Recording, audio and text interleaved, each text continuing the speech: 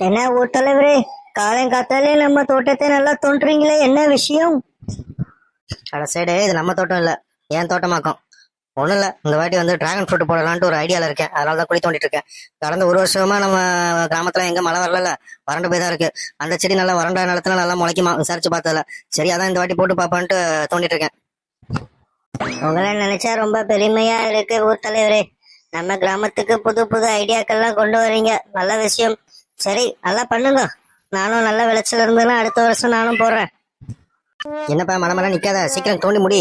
ஒரு குழி எவ்வளவு நேரம் தோண்டணும்னா இன்னும் 60-70 குழி இருக்கு. எப்ப தோண்டி எப்ப முடிக்க? ஐயா, ஒரு ஆளை வச்சு தோண்ட சொன்னீங்கன்னா இப்படிதான் ஆகும். வேணா கூலிக்கு நிறைய ஆளை வைங்க, டக்கு டக்குன்னு வேலையை முடிச்சிடலாம். ஆமா, ஏதாவது சொன்னா மட்டும் இப்படி பேசிருங்க. சரி சரி, வேலையை பாருப்பா. ஐயா, உங்களை பார்க்கதாயா வந்தேன். ஒரே சுடுகாடாயிரம் போலயா. கடந்த 1.5 வருஷமா மழையே இல்லையா. என்ன பண்றது? விளைச்ச நிலங்க எல்லாமே கருகி போயிடுச்சியா. வேலை கேட்டு வந்திருக்கோம், தயவு செஞ்சு இல்லைன்னு மட்டும் சொல்லிடாதீங்கயா. வீட்டுல பிள்ளை குட்டிங்கெல்லாம் ரொம்ப கஷ்டப்படுது.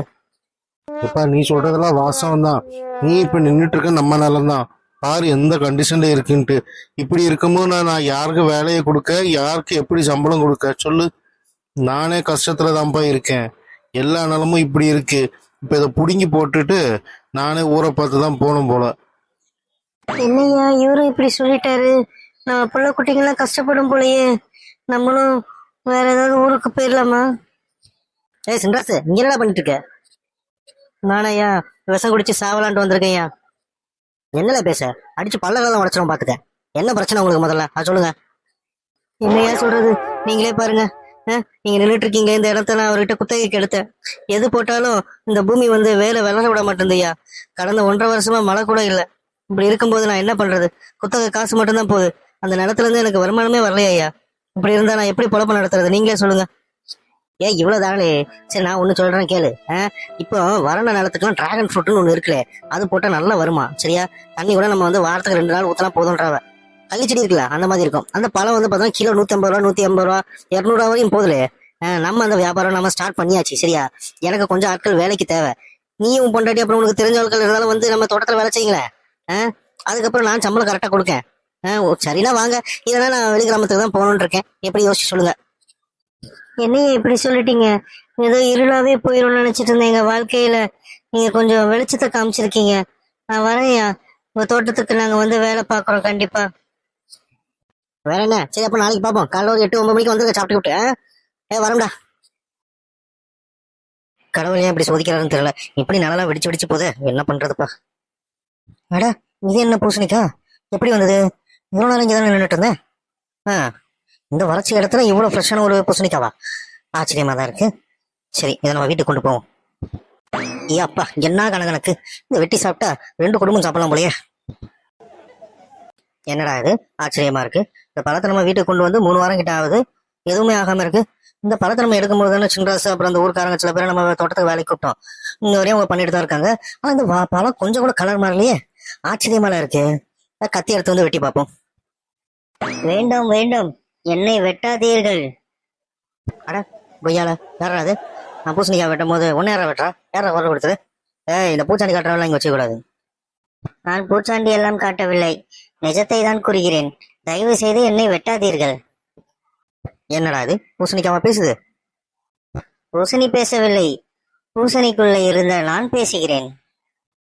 மேலே பாருங்கள் ஐயா. ஐயோ அம்மா, பூதம் பூதம், என்ன காப்பாத்துங்க.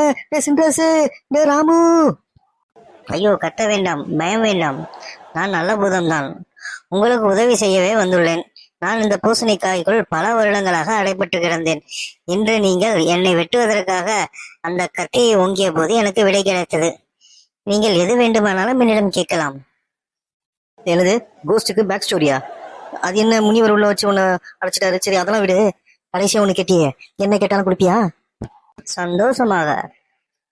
சரி, அப்போ இந்த சினிமால தமன்னால ஒரு பிள்ளை இருக்குல்ல, டிங்கி டிங்கி டிங்கி டிங்கி டான்ஸ் ஆடுமே, அந்த பிள்ளைய இப்ப இங்க வரவை பார்ப்போம்.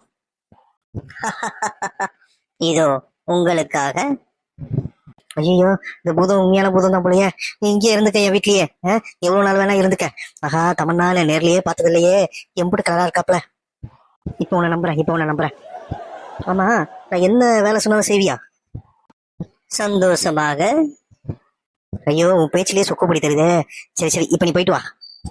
ஆஹா, நமக்கு அடிச்சாம்பாரு சாக் போட்டு இன்னைக்கு இந்த பேய வச்சு நம்ம வேலை எல்லாத்தையும் அதே வாங்கிடலாமே.